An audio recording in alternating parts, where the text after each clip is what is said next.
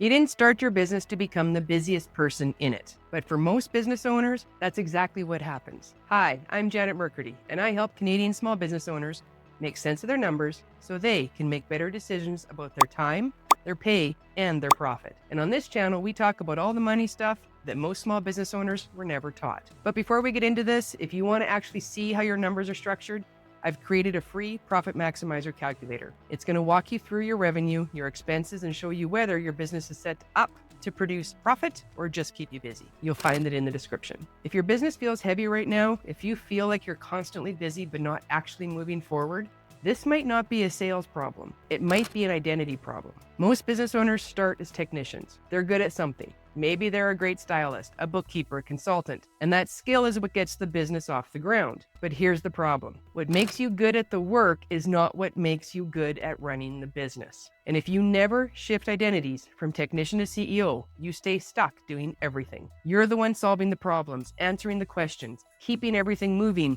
And if you step away, it feels like this whole thing just falls apart. That's not leadership. That's dependency. And dependency doesn't scale. Now I know, here's where it's going to get uncomfortable. Business owners tell me they want freedom, but all they know how to do is grind. They tell me they know their business can be more than it is, but then they follow it up with, if I just work more hours, maybe I'll get there. That's the disconnect, because busyness doesn't make you successful. It just makes you tired. Their behavior is still reflecting the identity of a technician. So here's the shift you need to understand. Technicians get paid to produce. CEOs get paid to decide. Technicians focus on tasks. CEOs focus on structure. Technicians ask, what needs to be done today? CEOs ask, what systems need to exist so this doesn't depend on me? See how that's a completely different mindset? And this is where your numbers come in. When you step into the CEO role, you stop measuring your success by how busy you are, and you start paying attention to what actually drives the business. You ask questions like, what is my labor percentage? What is my productivity rate? What are my margins? What is my cash position?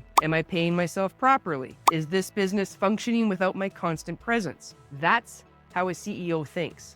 I know it's not flashy, and I know it's not always exciting. It doesn't always feel productive in the moment, but it does build something sustainable. And I see this all the time when I'm coaching bookkeepers, right?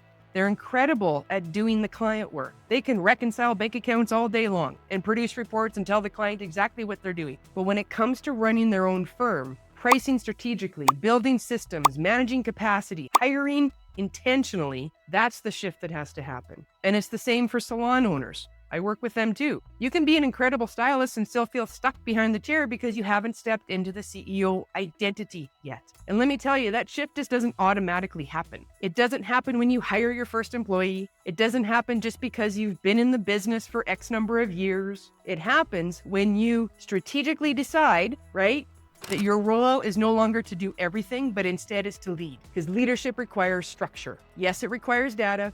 Yes, it requires intentional decisions about money, time, and capacity, right? Now, don't get me wrong. The identity shift from technician to CEO is uncomfortable. And the reason it's uncomfortable is because it forces you to stop measuring your value by how busy you are and start measuring your business by how profitable and sustainable it is. Because being busy, I know it feels productive, but profitability is what creates options. And if your business can't function without you doing everything, you don't own a business. You just created a job. So if this resonated, start by getting clear on your numbers and your structure. Use my Profit Maximizer calculator listed below in the description box to help you do that. Because when you shift from technician to CEO, everything changes, including your profit. So that's what I've got for you in today's video. If you like what you're hearing, I encourage you to like and subscribe to my channel so you don't miss any upcoming videos.